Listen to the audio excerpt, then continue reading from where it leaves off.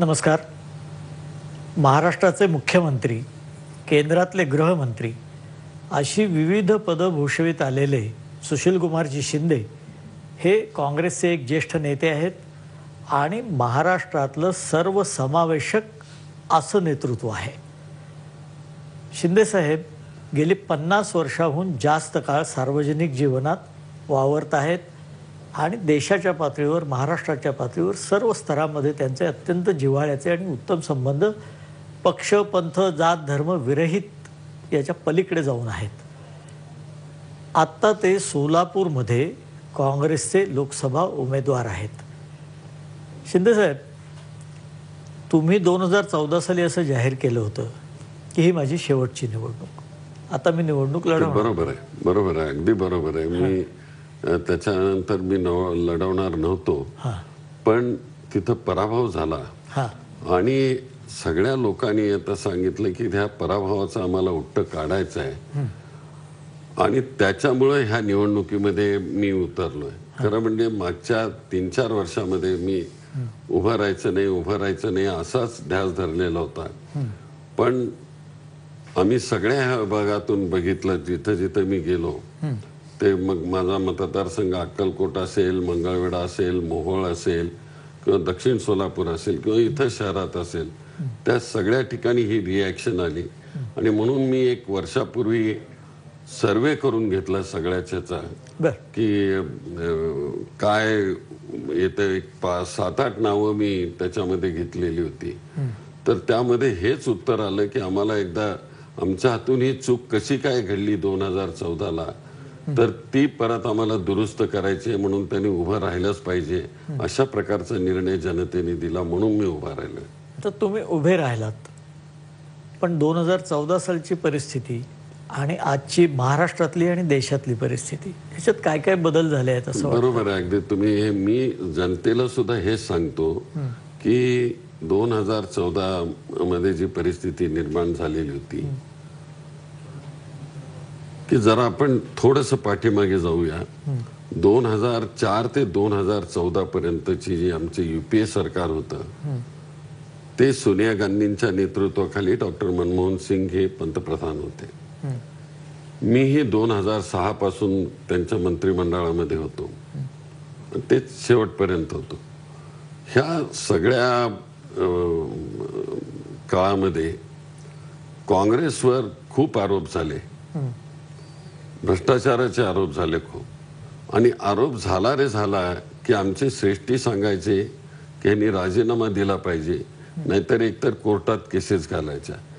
आणि अशा जवळजवळ 6-7 केसेस आमच्या सेंट्रल गव्हर्नमेंटच्या झाल्या, आणखी काही झाल्या. आणि त्यामुळे देशात एक वातावरण असं पैदा झालं की हे UPA सरकार, काँग्रेस सरकार हे भ्रष्ट आहे, म्हणून यांना बदललंच पाहिजे, अशा प्रकारची एक भावना 2014 साली झाली. आणि त्यावेळेस संपूर्ण देशामध्ये एक अशी लाट उलटली. मोदी ओरॅटर आहेत, त्यांचा हात कोणी धरू शकत नाही. दे ठोकून म्हणणारे, सगळं जेवढं खोटं बोलता येतं तेवढं खोटं बोलून कार्यभाग राहणारे. आणि त्यामुळं लोकांच्या मनामध्ये हा विचार झाला की हे सरकार बदललं पाहिजे, भ्रष्ट सरकार काय बदललं पाहिजे. आत्ता जर बघितलं हे गेल्या 5 वर्षामध्ये जेवढ्यांना काढलं होतं, बाहेर गेले, त्या कोर्टाने सगळ्यांना निर्दोष सोडलेला आहे. म्हणजे याचा अर्थ हे सगळे आम्ही ह्यांच्या प्रचाराला फसलेलो होतो आणि आमचं सरकार देखील अतिशय स्वच्छ राहण्याचा त्यांनी निर्णय घेतला आणि त्यांना घरी पाठवण्याचं काम केलेलं होतं. पण कोळसा घोटाळा वगैरे त्याचे अजून निर्णय कुठे लागले? त्याचा एखादा राहिलेला असेल, पण त्यामध्ये तो मंत्री तर वारलाच त्या ह्याच्यामध्ये, पण बाकीचं त्याच्यामध्ये काही कुठे नाही हे झालं विषय. तर त्यावेळेस ती परिस्थिती निर्माण झाली. आणि आता गेल्या 4-5 वर्षामध्ये जी परिस्थिती आपण पाहतोय की मोदी साहेब हे सत्तेवर आले, केवढ्या म्हणजे असत्य गोष्टी त्यांनी सांगितल्या. इथे सोलापूरला प्रचाराला आले, उदाहरण म्हणून सांगतो. म्हणाले, शिंदे जी तो यहाँ गृह मंत्री है, तो उन्होंने ये पैरामिलिट्री फोर्स, ये उनके सैनिकों के लिए यहाँ का टेक्सटाइल का बिजनेस बहुत चलता है, तो कपडा खरीदना चाहिए उन्होंने म्हटलं. हम सत्ता पे आए तो खरीदेंगे असं त्यांनी सांगितलं. हा आणि इथले लोक आमचे भाळले गेले. 13 लाखाचं 15 लाखाचं आमिष त्यांनी दाखवलं. अनेक आमिष दाखवले त्यांनी. तर ह्या मतदारसंघामध्ये हा मोठा प्रभाव झाला. आणि मी जो आतापर्यंत कधी एकही निवडणूक हरवली नव्हती. मी कधी कुठल्याही वेळेस हा माझा मतदारसंघ कधी बदललेला नाही. एक सुरुवातीपासून जो 78 पासून माझा मतदारसंघ आहे की मग तो आमदारकीचा असो किंवा खासदारकीचा असो 2014 पर्यंत मी तो कधीही बदललेला नव्हता आणि आजही बदललेला नाही.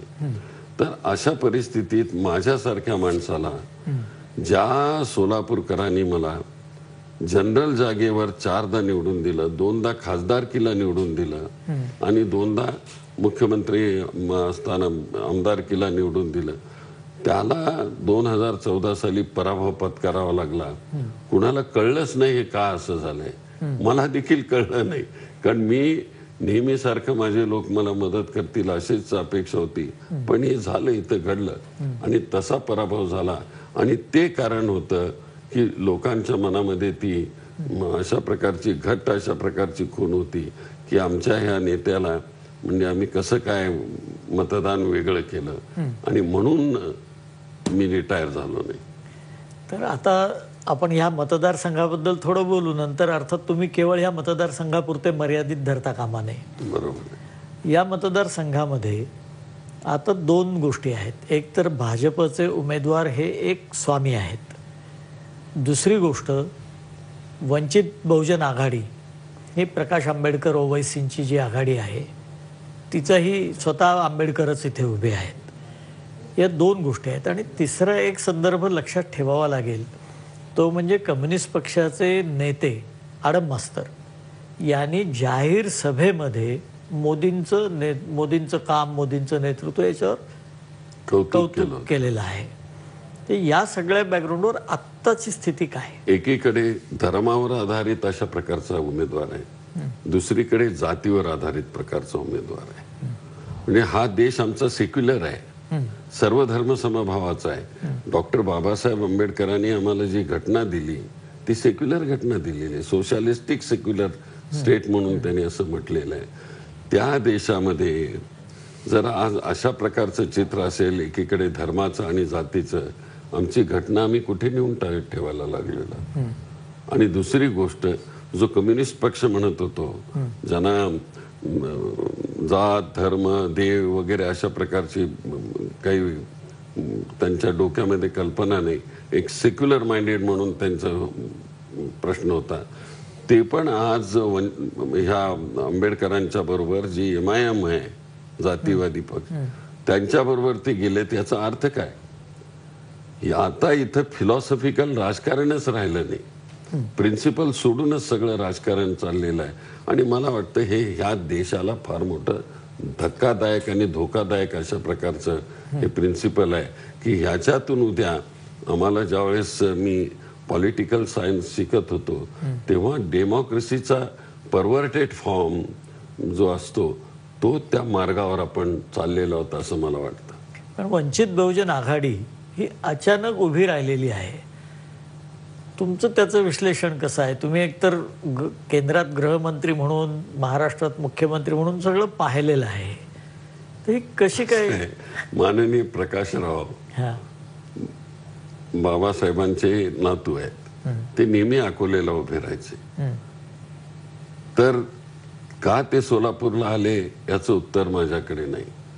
इथं मी दलित होतो, दलितांचा आहे, खरं म्हणजे दलितांच्या करता नेहमी कौतुक करणारे बाबासाहेब वगैरे त्या फिलॉसॉफीमध्ये असणारा का इथं उभा राहिले मला माहिती नाही. याच्यामुळे मला जरा संशय यायला लागला की उत्तर भारतामध्ये अशा प्रकारच्या कृतीला होट कटवा म्हणतात. होट कापण्याचं काम म्हणजे जे सरळ असं होणारी लढाई आहे त्यामध्ये होट कटवा असं काम करण्याचं आणि भारतीय जनता पार्टीला विजय मिळवून देण्याचं अशामुळे काम होतं. म्हणजे आतून दोघे एक आहेत असं तुम्हाला म्हणायचं आहे आता का? त्याचा अर्थच तो होतो. तुम्ही अनालिसिस करून बघा, हां त्याचं उत्तर तेच मिळेल ना. नाहीतर काय कारण होतं? I am secularist, he is secularist, हां why he should accept all this thing. पण आता बघा, एका बाजूला आपण धर्मनिरपेक्षतेबद्दल बोलतो, दुसऱ्या बाजूला कितीही म्हटलं तरी महाराष्ट्रामध्ये काय किंवा भारतात काय जाती आणि धर्माच्या आधारानं मतदान मोठ्या प्रमाणावर होतं. किंबहुना आपण बघतो उमेदवार ठरवताना सुद्धा तो विचार जास्त केला जातो. तर हा जातीयवाद आणि धर्मवाद वाढतो आहे का? वाढतोय. माझ्यासारखा मनुष्य दलितामधला मी मायनॉरिटी मधला आहे. आंबेडकरांच्या सारखा मी मेजॉरिटी मधला नाही. अतिशय मायनॉरिटी मधली आमची कम्युनिटी आहे. पण गेली 40 वर्ष मी राखीवर आमदार म्हणून आलो, पण खासदार म्हणून जनरल सीटवर 2दा निवडून गेलो. त्याच्यानंतर 2दा आमदार म्हणून जनरल सीटवर निवडून गेलो. ही ह्या देशाची ही जी आंतरिक भूमिका आहे ती सेक्युलरिझमची होती. पण नंतरच्या काळामध्ये आता हे सगळं जे भारतीय जनता पार्टीचं सरकार इथं आलं, मोदी सरकार इथं आलं, त्याच्यानंतर एक अशा प्रकारचं वातावरण देशामध्ये बिघडलं. काही अंशी अटल बिहारी वाजपेयींच्या वेळेस देखील थोडीशी अशी एक सुरुवात झालेली होती. पण आमचं युपीएचं सरकार आलं, त्याच्यानंतर परत सेक्युलरिझमचं तत्व घेऊन आम्ही सगळे अलायन्सचे लोक सुद्धा सर्वधर्म समभावावर विश्वास ठेवणारे होतो आणि म्हणून ते सरकार चाललं. नंतर मोदी सरकार आलं, त्याच्यानंतर इथे तर धार्मिक वाद खूपच मोठ्या प्रमाणात वाढला. पण तुम्ही सेक्युलर म्हणता आहात, तर मग राहुल गांधी वायनाड सारखे जिथे ख्रिश्चन आणि मुस्लिम बहुसंख्य मतदार आहे अशा ठिकाणी का गेले? किंवा सगळी मंदिरं हे ते धार्मिक स्थळांना आता ते भेटी देत चाललेले आहेत. राहुल गांधी सगळ्या धार्मिक मंदिराला गेले, चर्चमध्ये गेले, मशिदीमध्ये गेले. हे सेक्युलरिझमचं एक प्रमुख अशा प्रकारचं चित्र आहे. पण देशामध्ये जर बघितलं आपण तर मोदी ही 2 ठिकाणी उभे राहिलेले होते. त्याच्यानंतर आता आंबेडकर ही 2 ठिकाणी उभे राहिलेले आहेत. त्यामध्ये राहुल गांधीचं काही चुकलं असं मी म्हणत नाही की ज्या तऱ्हेनं तिथं ख्रिश्चन आणि मायनॉरिटी असेल, मुस्लिम असतील, तर त्यामध्ये काय बिघडलं, त्याने तिथे डिमांड आली त्यांची, तिथून आमच्याकडे उभे राहा म्हणून उभे राहिले.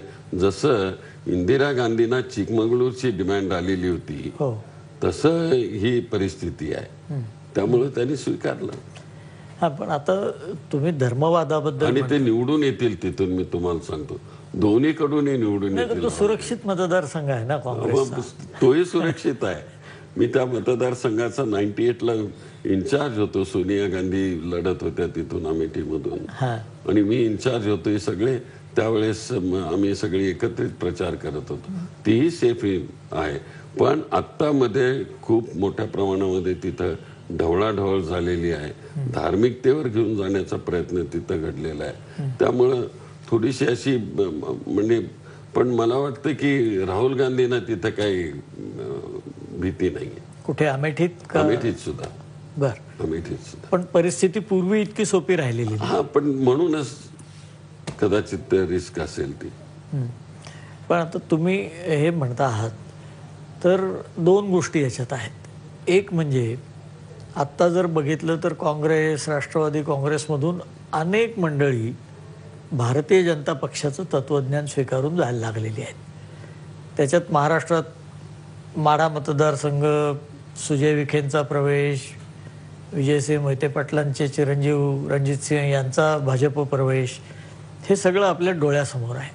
तर वर्षानुवर्ष काँग्रेसमध्ये राहिलेली ही घराणी एकदम भारतीय जनता पक्षाकडे का जात आहेत? तुम्हाला मी थोडंसं मागे घेऊन जातो. 1967-68 साली किंवा मला वाटतं त्याच्यानंतरच्या काळामध्ये ज्यावेळेस इंदिराजींचा जो पराभव झाला, त्याच्यानंतर काँग्रेस मधले सगळे बलाढ्य नेते हे पळायला लागलेले होते. आणि काँग्रेस ही बिलकुल सामान्य लोकांची, ज्याच्याकडे कोणी नेतृत्व नाही, अशा प्रकारची 77-78ला परिस्थिती होती. पण ती जेव्हा इंदिरा गांधींनी 80 साली प्रयत्न करून जो है उस पर लढेंगे म्हटलं आणि लोक सुद्धा आधी रोटी खाएंगे इंदिरा लाएंगे अशा प्रकारची भूमिका घेतली आणि त्या 80 साली प्रचंड बहुमताने इंदिरा गांधींना निवडून आणलं. पण 77चा काळ जर आपण बघितला तर हे सगळे मोठे नेते काँग्रेसला सोडून गेलेले होते. तीच परिस्थिती आज आहे.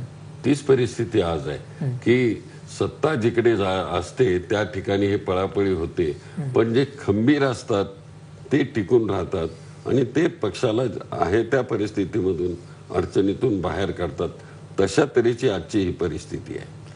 हा, पण सुजय विखेंची जी जागा आहे, नगरची जागा, असं वाटतं का की आता राधाकृष्ण विखेंचं म्हणणं असं आहे की शरद पवारांनी जर ती जागा सोडली असती तर ही परिस्थिती आली नसती? नाही, त्याच्यामध्ये ह्या वाटाघाटीमध्ये मी देखील होतो. तो पहिल्या 5-6 बैठकीमध्ये तर खूप प्रयत्न केला, त्याने बोलण्याचाही प्रयत्न केला. नंतर शरदजी पवारांच्या बरोबर चर्चा जी होती त्या बैठकीला मी काय नव्हतो, पण तोपर्यंत अशी आशा वाटत होती की ते होऊन जाईल. पण नंतर काय झालं मला माहिती नाही त्याचं. पण आता या सगळ्यामध्ये एक तुमच्या तोंडी सातत्याने एक उल्लेख येतो, हिंदू टेररिझम, असं तुम्ही गृहमंत्री असताना शब्द वापरला. तर टेररिझमला, अतिरेक, दहशतवादाला कुठे धर्म असतो का? नसतोच ना. मी त्याही वेळेस म्हटलेलं होतं हिंदू टेररिझमला धर्म नाही. पण माझ्या रेकॉर्डवर जे होतं ते मी त्या दिवशी माझ्या पार्टीमध्ये मी सांगितलं आणि ते सगळे ह्या लोकांनी उचललं आणि त्याचा मी खुलासा पार्लमेंटमध्येही केलेला होतो. तर परत आता काढण्याचं, 10 वर्षापूर्वीची जी घटना आहे ती परत काढायचं आणि हिंदुत्वावर घेऊन जायचं, हा धंदाच यांचा झालेला आहे बीजेपीचा. पण तुम्ही तसं म्हणाला होतात का? नाही, त्या मी माझ्या पार्टीच्या मीटिंग मध्ये मी म्हणालो होतो, जयपूरला जी मीटिंग झाली, आणि त्याच्यानंतर मी लगेच म्हटलं की ह्या कुठल्याही धर्माला असं टेररिझम असं लावू शकत नाही आपण. पण माझ्या रेकॉर्डवर जे आलेलं होतं ते मी म्हटलं. टेररिस्टला कुठलाही जात धर्म काय नसतं, तो टेररिस्टच असतो. हा, म्हणजे तुम्ही केंद्रात गृहमंत्री होतात आणि ते बोललात, त्यामुळे त्याला एक वेगळं महत्त्व निश्चितपणानं दिलं गेलं. पण तुमची भूमिका खरं म्हणजे वेगळी आणि एकदम तुम्ही असं कसं बोललात, इतकं कठोर, खरं म्हणजे इतकं टोकाचं तुम्ही कधी बोलत नाही. माझ्या पार्टीच्या एक्झिक्युटिव्हची ती मीटिंग होती आणि त्या माझ्या एक्झिक्युटिव्ह मीटिंग मध्ये मला ब्रीफ करणं हे माझं कर्तव्य होतं माझ्या पार्टीमध्ये, की कशा तऱ्हेनं देशात काम चाललेलं आहे हे ब्रीफ करणं, आणि त्यात माझं काही चुकीचं असं नव्हतं.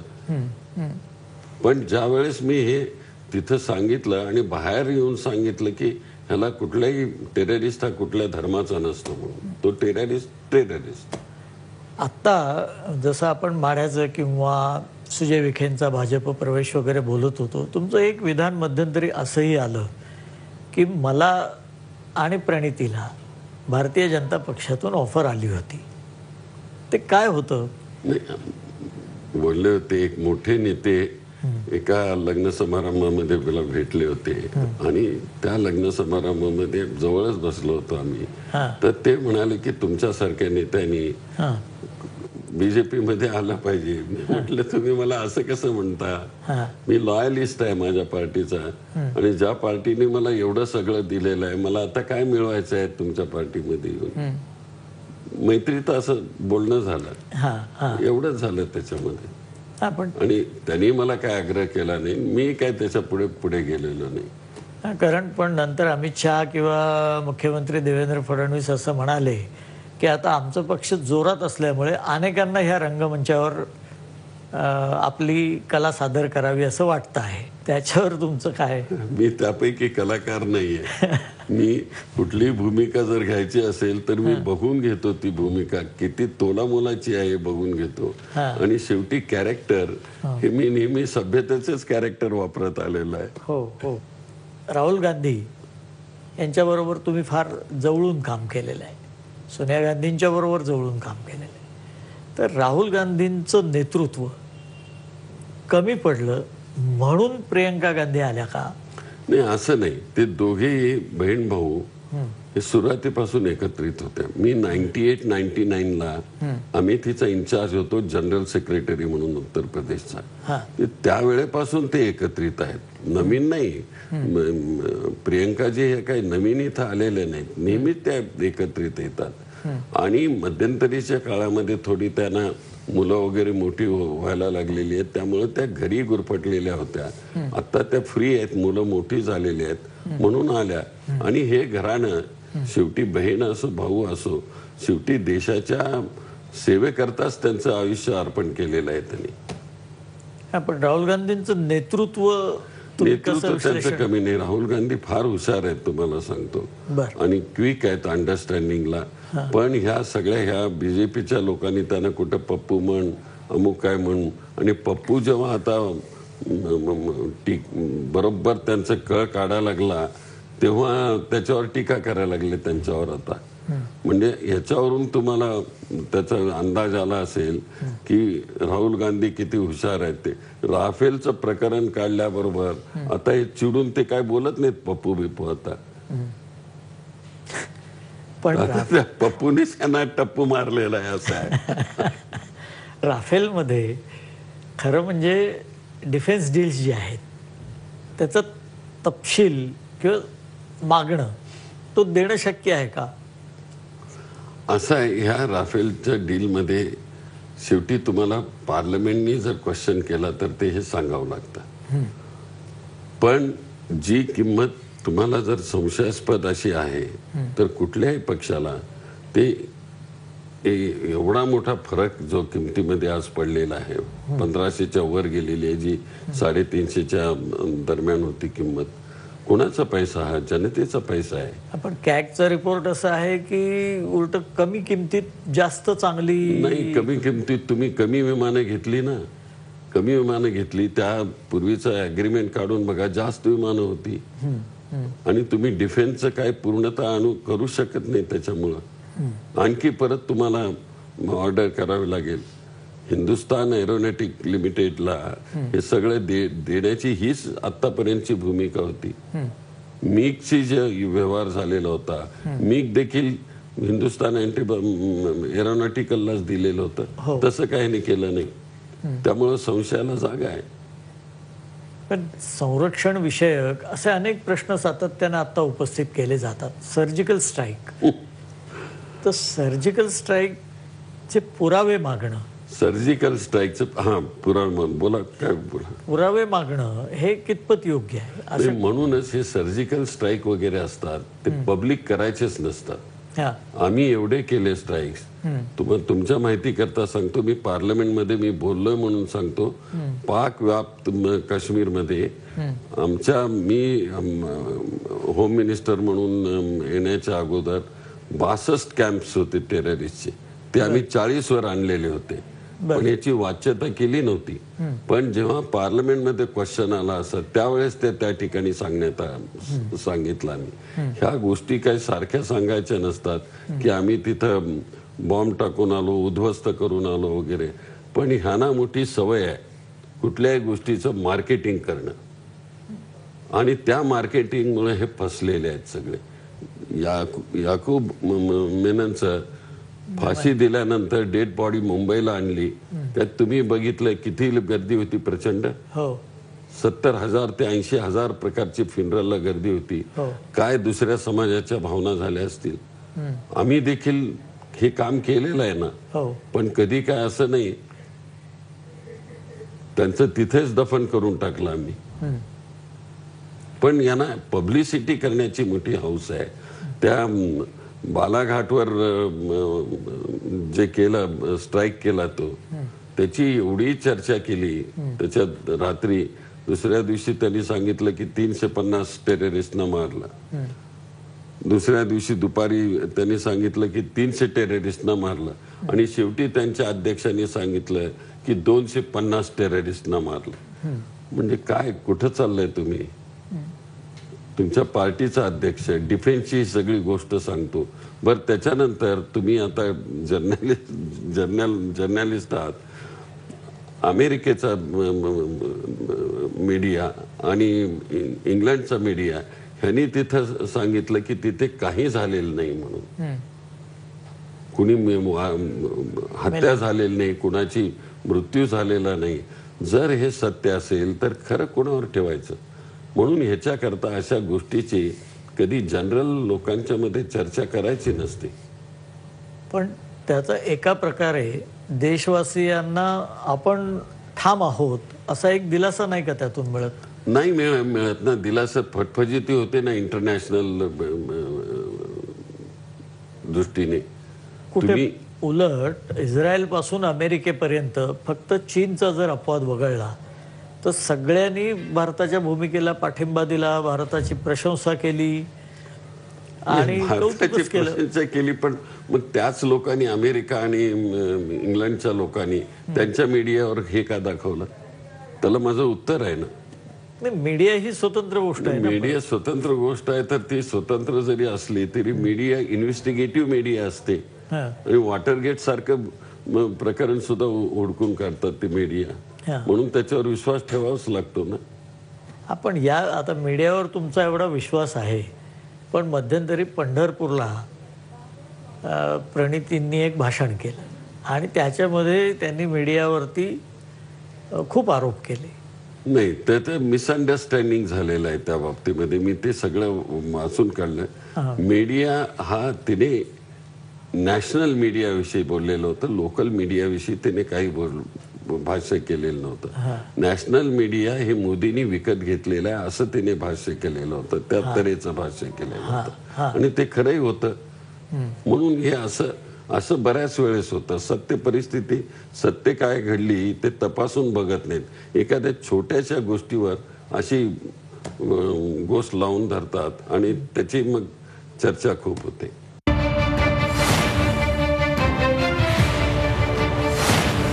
जो काँग्रेसचा जाहीरनामा आहे तो कितपत वास्तववादी आहे? नाही, वास्तववादी तो आम्ही कृतीत करून दाखवू. कारण आम्ही, राहुल गांधींनी म्हटलेलं होतं की आमचं सरकार सत्तेत आल्यानंतर 3 राज्यामध्ये आम्ही कर्जमाफी ताबडतोब दिली.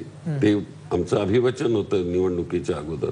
तशाच प्रकारचं हे अभिवचन आहे आणि मला वाटतं की ही इंदिरा गांधींच्या आशीर्वादासारखंच हे त्यांचं काम आहे.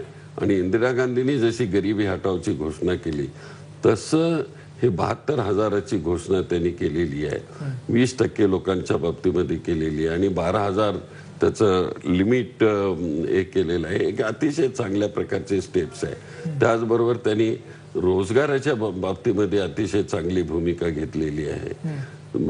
GSTच्या बाबतीमध्ये अतिशय चांगली भूमिका घेतलेली आहे आणि म्हणून हा जाहीरनामा एक सर्वसमावेशक आणि शेतकऱ्यांच्याही बाबतीमध्ये, कर्जमुक्तीच्या बाबतीमध्ये देखील अतिशय चांगल्या प्रकारचा जाहीरनामा आहे. आणि मला पूर्ण खात्री आहे की राहुल गांधी हे इम्प्लिमेंट केल्याशिवाय राहणार नाही. पण प्रदीर्घ काळ तुम्ही महाराष्ट्राचे अर्थमंत्री राहिलेला आहात, तर आर्थिकदृष्ट्या हे शक्य आहे सगळं असं तुम्हाला वाटतं? हे शक्य आहे.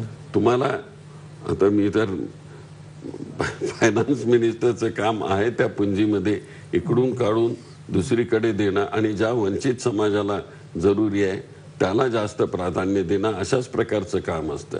आणि गव्हर्नमेंट इज ट्रस्टी, तर ते जेवढं आहे आपल्याकडे बाकीचा खर्च कमी करून ते सगळं देता येतं. त्यात काय वेगळं करणं काही ठीक नाही. म्हणून जे आहे त्याच्यातून ते करता येतं. पण आता तुम्ही देशाचे गृहमंत्री राहिलेला आहात आणि ईशान्य भारतामध्ये तुम्ही, मला वाटतं, सर्वाधिक ठिकाणी गेलेले गृहमंत्री होतात. सगळ्यात राज्यामध्ये मी गेलो. 7 सिस्टर्स म्हणून म्हणतात आणि सिक्कीम एक शेवटचं, त्या सगळ्या राज्यामध्ये कॉन्स्टंटली जात होतो. म्हणून तिथला सगळे वादविवाद, तिथलं टेररिझम हे कमी कमी झालेलं. तर आकडे काढून बघा तुम्ही माझ्या वेळेचे आणि आत्ताचे. नाही, आत्ताही शांतच आहे ईशान्य. म्हणावं असं नाही. नागालँड अजून शांत नाही. अरुणाचल अजून परत पेटायला लागलेलं आहे. मणिपूर पेटायला लागलेला आहे. आसाम थोडासा तग धरून राहिलेला होता, तोही सिटिझनशिपच्या मॅटरमध्ये तिथेही उद्रेक व्हायला लागलेला आहे. काश्मीर प्रश्नावरती तुमची आणि काँग्रेसची नेमकी भूमिका काय? आमची ही भूमिका स्पष्ट आहे की काश्मीरचा हा प्रश्न आता गेल्या 5 वर्षामध्ये ह्यांना सोडवताच आला नाही, जवळ सुद्धा जाता आला नाही त्यांच्या. 60 वर्ष सोडवता आला नाही. तो कठीण आहे प्रश्न, 60 वर्ष. म्हणून आम्ही डायलॉग सुरू केलेला होता, तुम्हाला माहिती आहे की हा डायलॉग आम्ही सगळ्यांचीच केलं होतं. प्रेसची डायलॉग केलेला होता, त्या जे सेपरेटिस्ट होते त्याच्या सेकंड जी फळी होती त्याच्याबरोबरही आम्ही काही प्रमाणे ज्याच्या बरोबरची डायलॉग करायचा ते आम्ही करण्याचा प्रयत्न करत होता. तुम्हाला आठवत असेल की मी लाल चौकामध्ये जाऊन तिथं फिरलो आणि खरेदी केलेलं होतं. कुठल्याही होम मिनिस्टरनी असं केलं नाही. मी सरोवर मधून फिरलं की कैसा चला है आपका, ये बिक्री होती है की नाही. सगळ्या त्या ठिकाणच्या लोकांनी सांगितलं की हमारा टुरिज्म बहुत बड़ा है, आपको बहुत धन्यवाद देते हैं. या प्रकारे सगळ्या पेपरला छापलेलं आहे त्यावेळेस. अशा प्रकारचं काम तिथं केलं पाहिजे ना. एक कॉन्फिडन्स निर्माण केला पाहिजे त्यांच्यामध्ये की भारत तुमच्या बरोबर आहे. पण हे इथं वेगळंच इथं सुरू आहे. जरा काय थोडं झालं की दगडफेक झाली की ठोक, असं नाही चालणार. तुमच्या हातात सगळी शस्त्र आहेत म्हणून असा उपयोग करता कामा नये. पण त्याचबरोबर सातत्यानं भारत विरोधी घोषणा दिल्या जात असतील किंवा भारताच्या विरोधात, लष्कराच्या विरोधात तिथे काही गोष्टी होत असतील तर त्याचं ठाम उपाययोजना करायला नको का? त्या बाबतीमध्ये तुम्हाला सांगतो, जिथं हे आहे होतं त्या ठिकाणी तुमचं इंटेलिजन्सनी काम करून तिथं ते ठीक केलं पाहिजे. युपी सरकारच्या काळात किती वेळ झालं? नाही झालं जास्त. एकाद दुसरं उदाहरण असेल. स्टोन पेल्टिंग देखील किती उदाहरण आहेत, नाही झाले. नाही त्या काळात खूप झाली खरं म्हणजे. नाही, खूप नाही झाली. कितीतरी कंट्रोलमध्ये. मी माझ्या काळापुरतं म्हणतो, माझ्या अगोदरचं नाही म्हणत. सुशील कुमार शिंदे गृहमंत्री होते त्या काळापुरतं मी बोलतोय तुमच्याशी. तुम्ही मला तीच भूमिका मी कंट्रोल करत आणलेलं होतं. आता भारतामध्ये या लोकसभा निवडणुकीत तुम्ही म्हणता लोकांना बदल हवा आहे किंवा वातावरण बदलत आहे. आता निवडणुकीतले मुख्य मुद्दे कोणते आहेत? सगळ्यात माझ्या महत्वाचा दृष्टीनं जो निवडणुकीतला मुद्दा आहे तो आमची भारतीय कॉन्स्टिट्यूशन ही सेफ राखणं, सर्वधर्म समभाव टिकणं. एवढा हा मोठा देश, 126 कोटीचा देश, 126-27 कोटीचा देश, हा एकसंघ ठेवणं आणि संपूर्ण जगाला हे दाखवून देणं की भारत या ठिकाणी सगळ्या जातीचे धर्माचे लोक इथं आहेत. तो नुसता हिंदूंचा नाही आहे किंवा कुठल्या धर्माचा नाही आहे, तो सर्वांचा आहे. अशा प्रकारचा पहिला आमचा मुद्दा आहे. त्यानंतर शेतकऱ्यांचा सगळ्यात महत्वाचा मुद्दा आहे. शेतीच्या कामामध्ये प्राधान्य देणं. त्यांना ज्या आमच्या UPAच्या काळामध्ये जो आम्ही गहू आयात करत होतो, नंतर निर्यात करायला लागलो. UPAच्या काळामध्ये आम्ही पहिले 2 वर्ष नाही, पण ज्या तऱ्हेनं आम्ही स्टेप्स घेतल्या तांदूळ आणि गव्हाच्या बाबतीमध्ये, भारत निर्यात करत होता. आज परिस्थिती आहे का? आज आम्ही आयात करतो गहू. कशाचं लक्षण आहे हे? तुमची पॉलिसी फेल्युअर आहे.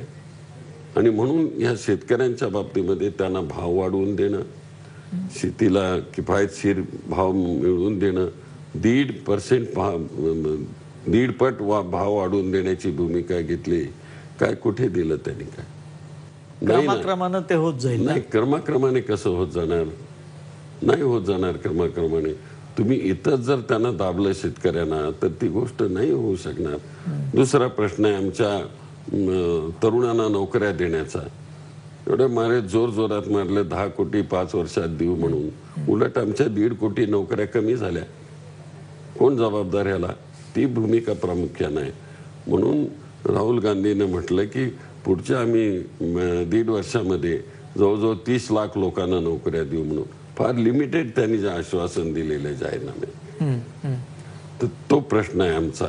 शिवाय दलितांच्या विषयी एक आत्मविश्वास जो आज गेलेला आहे दलितांच्या मधला, मारहाण त्यांना करतायत, अस्पृश्यता वाढत चाललेली आहे, तो आत्मविश्वास आम्ही निर्माण करण्याचा प्रयत्न करू परत त्यांच्यामध्ये, की हम नुसतं असं पाय देऊन होणार नाही, त्यांचं तीर्थ पिऊन नाही होणार. ते पायाचं तीर्थही पिलं नाही त्यांनी, खरं म्हणजे ते धर्मात म्हटलंय म्हणून मला माहिती नाही, त्यांच्या पायाचं तीर्थ घेतलं पाहिजे म्हणून, पण ते काय मी बघितलं नाही, पण पाय धुतलेलं बघितलं.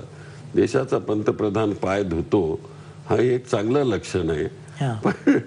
पण ठीक आहे, हा नाटकातला भाग आहे, तो आम्ही समजू शकतो. ही नाटकं सगळेच राजकारणी करत आलेले आहेत. असल्या तीर्थयात्रांना खरं म्हणजे फार काही अर्थ नसतो, पण तुम्ही समजू शकता ते. ठीक आहे. निवडणुकीचे म्हणजे भारतीय जनता पक्ष आणि त्यांचे सहकारी यांना किती जागा मिळतील? नाही, जागा किती मिळतील आता सांगता येणार नाही, पण भारतीय जनता पार्टीचं सरकार येणार नाही एवढं मात्र निश्चित. बर, मग कोणाचं ठिकाणी आमचं युपीएचं सरकार येईल परत. बर, काँग्रेस प्लस हे सगळे जे आमचे अलायन्सेस आहेत ते सरकार येईल. पण ते सरकार आलं तर नेता कोण? नेता निवडणूक झाल्यानंतर ठरेल ना, आताच कसं. पण नेते अनेक आहेत आता. नेते अनेक आहेत म्हणूनच त्यावेळेस निर्णय होईल. आणि महाराष्ट्रात काय होईल? महाराष्ट्रात ही तीच परिस्थिती आहे, मोर ऑर लेस तीच परिस्थिती आहे, की ज्या तऱ्हेनं तुम्ही मगाशी म्हणाला होतं बीजेपी मध्ये सगळे चालले, हे सगळे सो कॉल्ड लॉयलिस्ट होते, राष्ट्रवादीचे लॉयलिस्ट होते, काँग्रेसचे लॉयलिस्ट होते, आणखी कुणाचे लॉयलिस्ट होते आमच्या, ते सगळे पळायला लागलेले आहेत. ते 77ची परिस्थिती सारखं, आणि ते 80 साली जे परत झालं तसंच हे सगळे परत येणार आहेत. कारण शेवटी हे लोक जे जात आहेत त्याच्यामध्ये यांचे साखर कारखाने आहेत, त्यांचे उद्योग आहेत, त्यांना कुठेतरी प्रोटेक्शन मिळालं पाहिजे ही भूमिका असते. पण हे तुम्ही आमच्या पार्टीत या, नाही तर तुमचे साखर कारखाने आम्ही बंद पाडतो, हीच परिस्थिती निर्माण झाली. पण हे काँग्रेसने नाही का केलं? काँग्रेसने नाही केलं असं. मला दाखवून द्या. मला माहिती आहे मुंडेंचा साखर कारखाना सुद्धा त्याला आम्ही दिलेलं होतं सगळं लोन वगैरे. एकच उदाहरण मला माहिती असलेलं मी सांगतो. महाराष्ट्रात जागा किती मिळतील आता मला सांगता येणार नाही. त्याचं तुम्हाला सांगतो की त्याच्याकरता फिरलं पाहिजे. 4 स्टेजेसमध्ये निवडणुका आहेत आणि मी सोलापुरातच इथे बसू नये, त्यामुळे त्याचा अंदाज आता सांगणं ठीक नाही. पण ओव्हरऑल सिच्युएशन जी आहे ती मी तुम्हाला सांगितली की युपीएचं सरकार येईल. सोलापूरमध्ये किती मताधिक्य मिळेल असं तुम्हाला वाटतं? नाही, मी हे तुम्ही माझं सगळं ट्रॅक रेकॉर्ड जर बघितलं तर मी किती मताधिक्याने येईल असं कधीच सांगितलं नाही. हा विजयच असतो. तो किती मताने आला तरी इथले लोक मला विजय देणार याविषयी मला पूर्ण खात्री आहे. माढा, बारामती आणि मावळ या ठिकाणी काय होईल?